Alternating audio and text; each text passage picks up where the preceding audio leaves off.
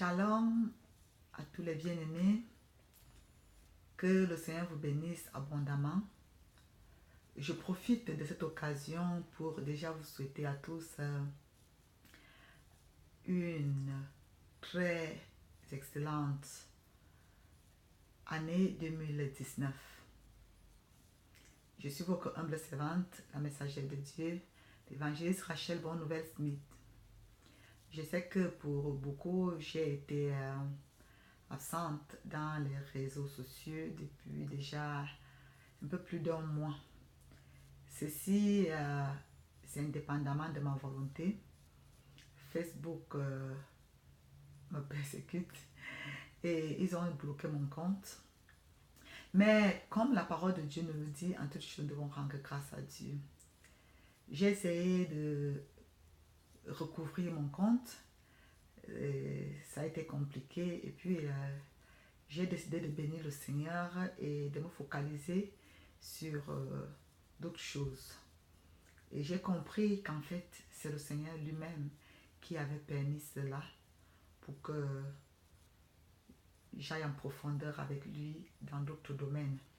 Et je reviendrai sur Facebook le moment venu.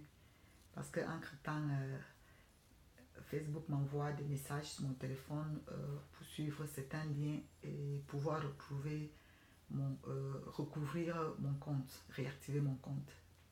Mais ce n'est pas ça mon centre d'intérêt pour le moment. Pour le moment, je me focalise sur d'autres choses. Alors les bien-aimés, je voudrais m'adresser à toutes les sentinelles du Seigneur et à tous ceux-là qui me connaissent. Dans la foi, je voudrais vous encourager. Pendant que je méditais devant le Seigneur pour demander quel était le centre d'intérêt spirituel pour moi en cette année, non seulement pour moi, mais également pour les groupes, les différents groupes que j'ai créés, il y a une parole qui ne cessait de retentir dans mon esprit. Deep service. Ces mots sont en anglais et en français ça veut dire en profondeur et ça, le service. Alors les bien-aimés, j'ai compris que le Seigneur attend de nous en cette année 2019 d'aller en profondeur avec lui, de le servir en profondeur, d'apprendre à le connaître en profondeur, de l'aimer en profondeur, de l'honorer en profondeur, de prier en profondeur, d'avoir une vie de consécration et de concentration, autant pour moi, en profondeur. Parce qu'aujourd'hui, il y a beaucoup de distractions. Les enfants de Dieu, l'Église de Jésus-Christ est emportée par beaucoup de distractions. Et nous oublions l'essentiel, nous oublions le but, nous oublions le goal. Et le Seigneur nous appelle à revenir à lui. Comme il le dit dans le livre de Joël chapitre 2, versets 12 à 13. Le Seigneur nous appelle à revenir à lui. En tant qu'individu, en tant qu'Église, à revenir à lui avec des jeûnes, des prières, des lamentations, avec un cœur qu'on déchire pour retourner à notre Seigneur. Parce que nous nous sommes éloignés, nous sommes beaucoup égarés. Nous nous sommes beaucoup détachés et déconnectés même du Seigneur sans nous en rendre compte. Mais le Seigneur nous interpelle à cette année parce que nous nous approchons du temps de la fin. Le Seigneur est à la porte. Il peut revenir n'importe quand, il peut revenir n'importe quand, mon frère, ma soeur. Alors, la véritable question que toi et moi, on devrait se poser, c'est est-ce que je suis en train de servir le Maître? Est-ce que je suis dans le champ missionnaire où le Maître m'a placé? Parce qu'à chacun de nous, le Seigneur a défini un champ missionnaire bien précis. À chacun de nous, le Seigneur a défini une portion bien précise. Alors, est-ce que tu es là à cet endroit? Beaucoup de gens sont en train de faire beaucoup de choses pour le Seigneur et au nom du Seigneur, mais sans le Seigneur. Pourquoi sans le Seigneur? Parce que tu n'es pas où le Seigneur t'attend. Parce que tu n'es pas en train de faire ce que le Seigneur t'a donné comme mission. Tu n'es pas en train de remplir ta feuille de route. Alors, En cette année 2019, bien aimé, le Seigneur interpelle chacun de nous à revenir. D'abord, comme je l'ai dit, par des jeûnes, des prières, de la repentance. Et si tu ne sais plus, ou alors si tu ne sais vraiment pas exactement ce que le Seigneur attend de toi, demande-lui. Demande-lui, Seigneur, je voudrais te servir, mais révèle-moi mon champ missionnaire, mon champ d'action. Révèle-moi ce que tu attends de manière spécifique de moi. Parce que la Bible dit qu'il a donné à chacun des dons. Il y a des dons ministériels. Chacun a un ministère à remplir, un service. Parce que quand on parle de ministère aujourd'hui, malheureusement aujourd'hui, les gens ont pris le mot ministère comme un mot d'élévation. Le mot ministère, en fait, c'est un mot de rabaissement parce que le mot ministère signifie service. Cela ne va pas, le mot ministère ne signifie pas être maître. Le mot ministère, ministre, signifie être serviteur. Est-ce que tu es véritablement donc en train de rendre ton ministère? Est-ce que véritablement tu es en train de servir le maître où il t'a placé, où il t'a envoyé, où il t'attend? C'est ça que le Seigneur attend de nous en cette année. Revenir à notre premier amour. Parce que quand il parle dans l'Apocalypse, ce que j'ai contre vous, c'est que vous avez perdu votre amour du premier jour. En fait, c'est de ça qu'il est question. Le Seigneur attend que nous revenions au point où il nous a, au point, à l'endroit où il nous a placés. Que nous soyons en train de faire ce à quoi il nous attend. Il nous a appelés. Et bien aimé, je voudrais que tu lises avec moi dans le livre. Je vais lire dans le livre, excusez-moi, dans le livre de Romains. Est-ce que tu peux ouvrir avec moi dans le livre de Romains, Romains chapitre 15.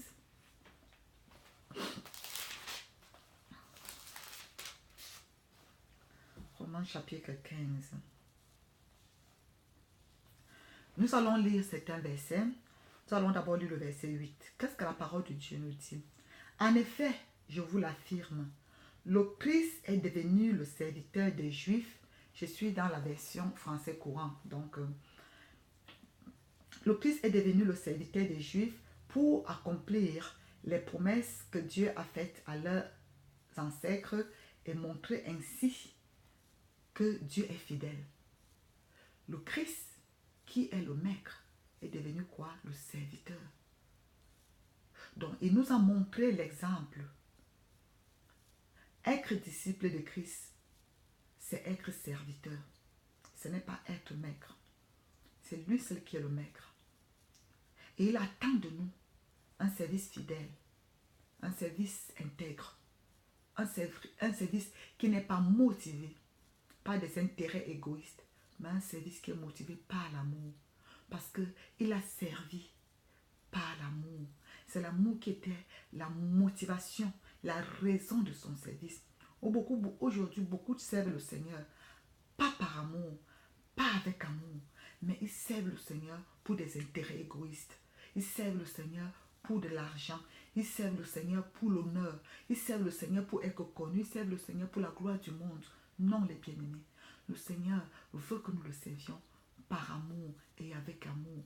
Et nous le servons en servant les autres. Nous le servons en faisant son œuvre. Nous le servons en faisant sa volonté. Nous le servons en gardant ses commandements. Nous le servons en priant. Nous le servons en recherchant sa face, sa volonté pour nos vies. Alléluia. Amen. Et je voudrais que nous allions un peu plus loin au verset...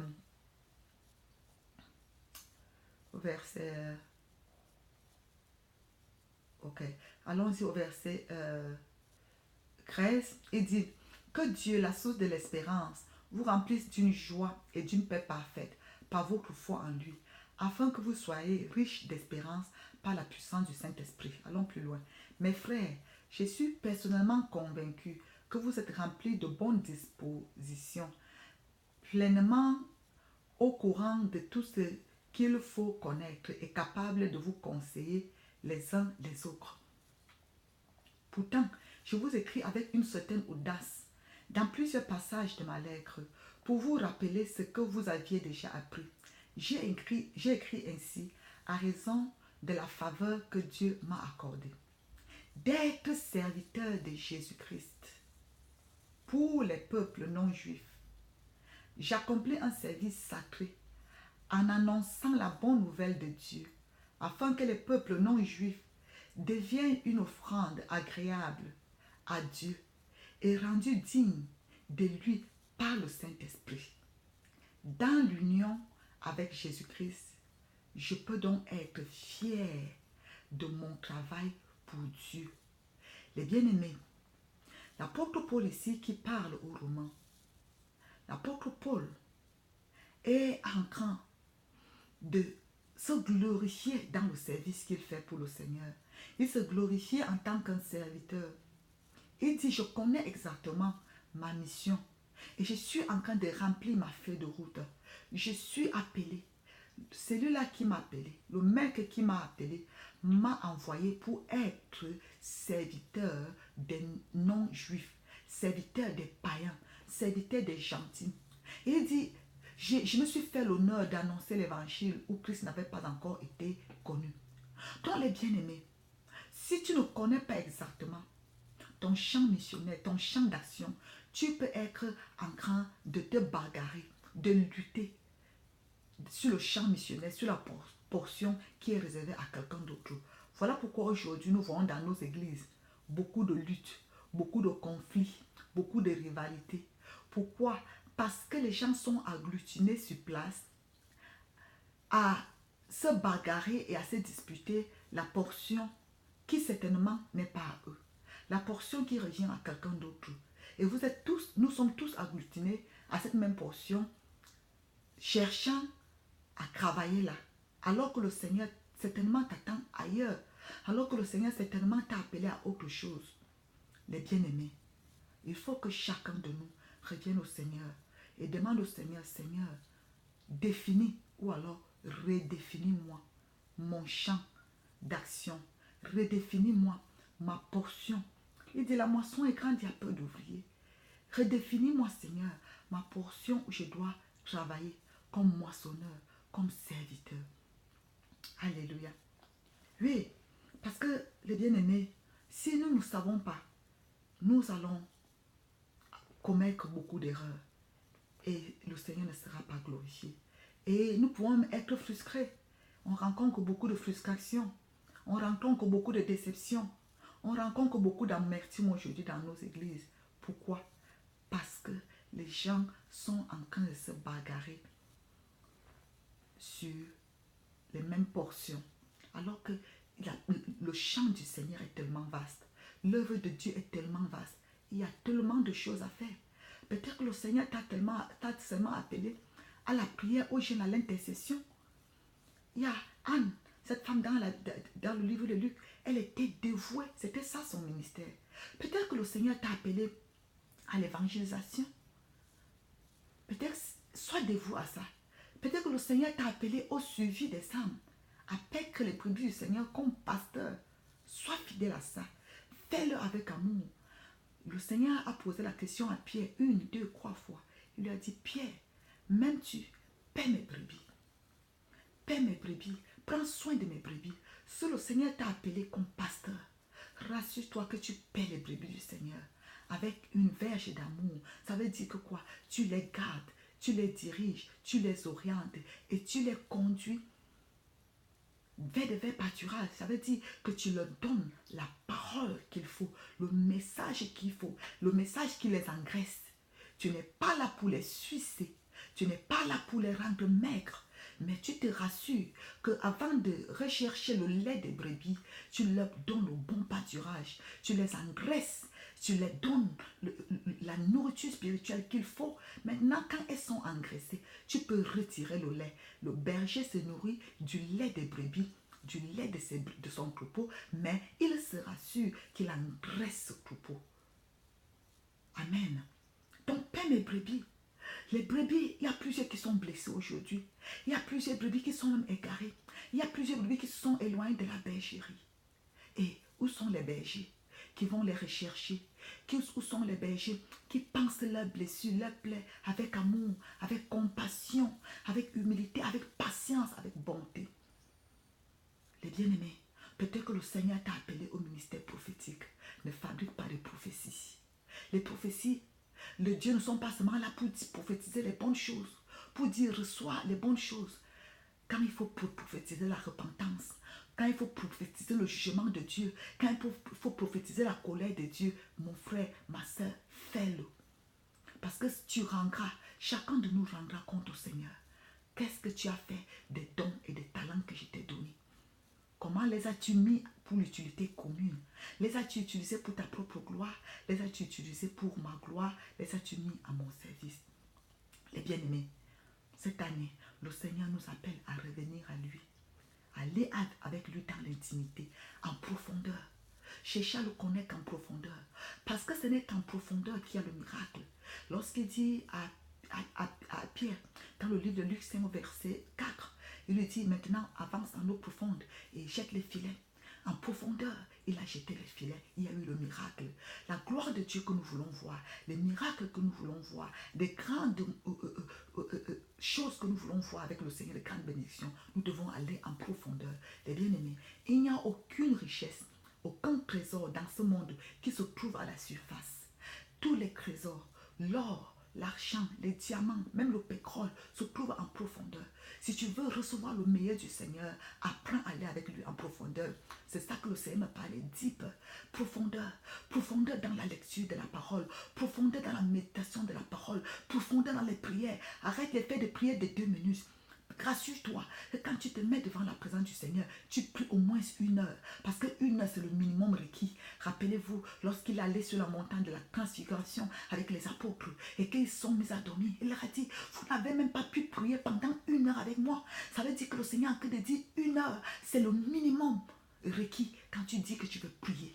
C'est le minimum requis. Les bien-aimés, reprends ta vie de jeûne, reprends ta vie de sanctification. Arrête de regarder n'importe quoi à la télé. Tu suis tes yeux. Arrête d'écouter n'importe quoi, tu suis tes oreilles. Arrête de parler de n'importe quoi, tu suis ta bouche. La sanctification, c'est tout cela. Les bien-aimés, la sanctification, ce n'est pas seulement s'abstenir des plaisirs sexuels ou de l'immoralité ou de l'adultère. C'est bien, c'est ça aussi. Mais la sanctification, autant pour moi, c'est aussi également avec qui tu marches. Avec qu'est-ce que tu t'assois pour parler? Dans ta maison, quel genre de musique est-ce qu'on écoute? Quel genre d'émission est-ce qu'on regarde à la télé? Vous passez le temps à regarder les séries. Vous n'êtes pas en train de vivre la sanctification, mon frère. Toutes ces séries, ça prône quoi? Ça parle de quoi? C'est l'immoralité. C'est les querelles, c'est les divisions, c'est les rancunes, c'est les vengeances. Et c'est ça que vous êtes en train de souiller votre âme avec. Parce que ce sont ces choses que vous êtes en train de nourrir votre esprit avec. Tu pars à l'église, tu peux écouter la parole de Dieu, mais dès que tu rentres à la maison, ce sont les séries inutiles que tu viens regarder et c'est avec ça que tu dors. Mon frère, la sanctification, les bien-aimés, c'est se mettre à part. Apprends à te mettre à part, apprends à te faire violence, apprends à regarder comme de la boue. Comme de la boue, je vais même dire comme de la merde. Toutes ces choses que tu as longtemps regardées comme un gant. Si tu veux aller en profondeur avec le Seigneur, apprends à regarder ces choses comme de la boue. Apprends à regarder comme ces choses, comme une perte de temps. Le Seigneur, Paul dit aux Éphésiens, dans le livre d'Éphésiens, chapitre 5, que racheter le temps car les jours sont mauvais. Mon frère, les jours sont mauvais. Ne vois-tu pas ce qui se passe autour de toi? Même si tu n'as pas les yeux, est-ce que tu n'as pas aussi les oreilles? Si tu n'as pas les oreilles, mon frère, est-ce que tu n'as pas également même le sens?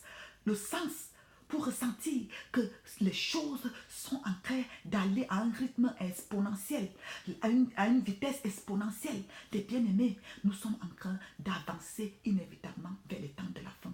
Et nous devons être prêts. Le Seigneur revient. Il reviendra te trouver dans quelle position? En train de regarder une série. Il reviendra te trouver où? En train assis, en train de raconter les histoires inutiles, en train de faire le commérage et les jugements, et les critiques sur les gens et tout. En train de marcher sur la route pour insulter les autorités qu'il a placées, insulter les présidents, insulter leurs épouses, insulter les ministres. Le Seigneur viendra te trouver en train de faire quoi? Si Jésus-Christ revient maintenant là, il va te trouver en train de parler quoi? En train de parler politique, en train de parler de l'homme qui devait gagner. Mon frère, ça c'est la distraction du diable. Revenons à l'essentiel. Si tu as quelque chose à faire en tant que chrétien, prie.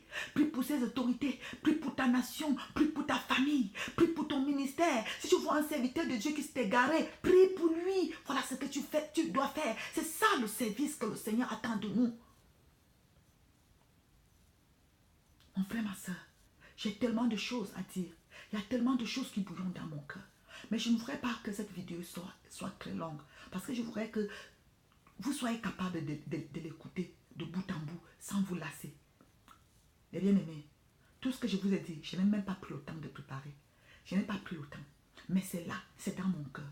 C'est là, le Saint-Esprit atteste que ce que je vous dis, je vous le dis avec la conviction de Dieu, la conviction de l'Esprit de Dieu. Je ne le dis pas pour vous juger ou vous critiquer. Non, je vous dis cela pour vous encourager. Parce que ce que le Seigneur attend de nous cette année, c'est qu'on s'encourage mutuellement. C'est que nous puissions croître dans la connaissance, dans l'amour, dans l'encouragement, l'édification. Qu'on puisse encourager mutuellement. Que ceux qui sont faibles, que ceux qui sont forts autant pour moi, fortifient ceux qui sont faibles. Alléluia. Que ceux qui sont debout relèvent ceux qui sont tombés. Que ceux qui sont abattus, découragés. Que ceux qui sont courageux, autant pour moi, fortifient ceux qui sont abattus et découragés. Donc mon frère, ma soeur, bien-aimé, je vous aime avec l'amour du Seigneur. Je vous encourage. Vous qui dirigez les groupes de prière, les sentinelles, que vos sujets de prière soient focalisés sur tout ce que je venais de dire. L'Esprit de Dieu va vous conduire. L'Esprit de Dieu va vous aider. L'Esprit de Dieu va vous éclairer. Amen. Et lorsque nous serons en train de le faire, nous allons voir la gloire de Dieu. Nous allons voir les véritables bénédictions de Dieu. Nous allons voir, découvrir les trésors, les richesses intarissables de Dieu. Parce qu'il veut nous les donner. Mais qui est prêt à creuser en profondeur? Qui est prêt à s'écorcher les genoux dans la prière? Qui est prêt à se morfondre la chair dans le jeûne? Qui est prêt à gémir devant le Seigneur? Si c'est toi, si c'est moi, alors ensemble faisons cette prière. Éternel, merci pour cette nouvelle année. Merci, ô Dieu de gloire, parce que nous ne sommes pas meilleurs que ceux-là qui sont morts en 2018. Nous ne sommes même pas meilleurs que ceux-là qui périssent chaque jour autour de nous. Mais par ta grâce, par ta bonté, par ta miséricorde, tu nous accordes, ô Dieu de gloire, le privilège d'être vivant. Éternel, merci. Merci pour cette grâce que tu m'as accordée de parler à ton peuple. Tous ceux-là qui vont écouter cette vidéo.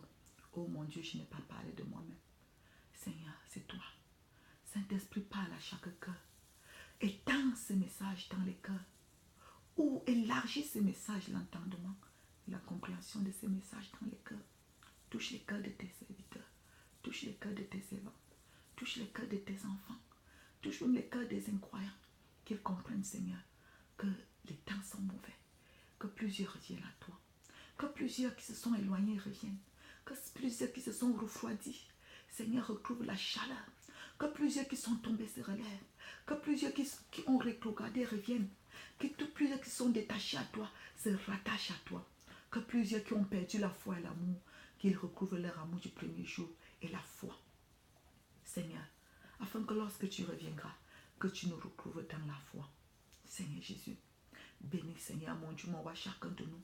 Accorde-moi Seigneur l'esprit de service. Accorde-moi Seigneur mon Dieu, mon roi, un cœur de servante. Que je te serve en toute humilité.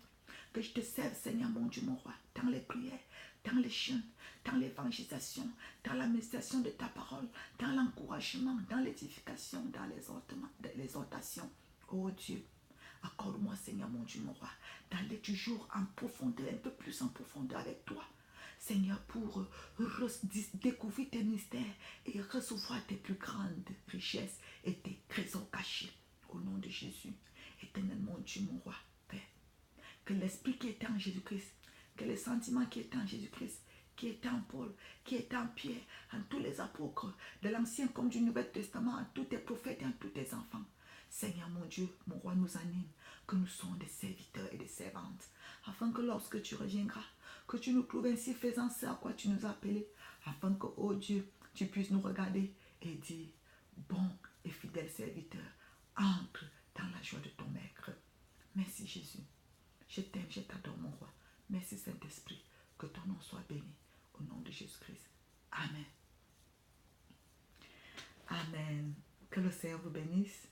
Si cette vidéo vous a encouragé, si elle vous a béni, si vous a édifié, vous pouvez partager avec d'autres que vous aimerez également voir servir le Seigneur en profondeur en cette année 2019. Une fois de plus, joyeuse et excellente et glorieuse année 2019 dans le service de Dieu en profondeur. Au nom de Jésus-Christ. Amen. Je vous aime. Shalom, shalom.